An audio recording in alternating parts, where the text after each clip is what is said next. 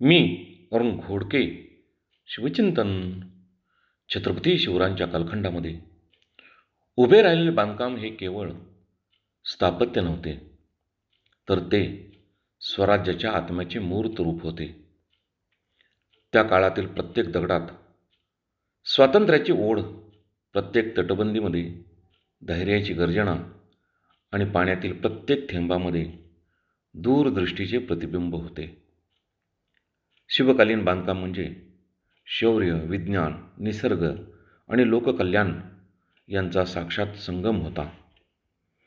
तटबंदीवरती उभा असलेला प्रत्येक बुरुज शत्रूला जणू सांगत असे, ही भूमी अभेद्य आहे.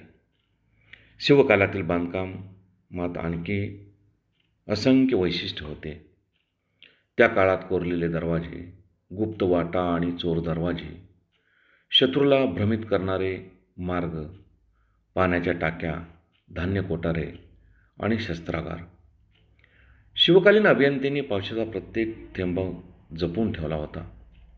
दगडात कोरलेल्या टाक्या म्हणजे जणू पृथ्वीच्या हृदयात साठवलेले अमृतच. या जलव्यवस्थेमुळे किल्ले वर्षानुवर्ष स्वयंपूर्ण राहिले.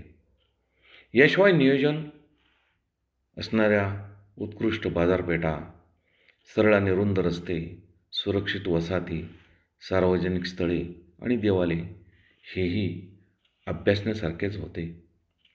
जोपर्यंत किल्ले आहेत तोपर्यंत स्वराज्याची गाथा जिवंत राहणार आहे. बहुत काय बोलणे. राम, कृष्ण, हरी.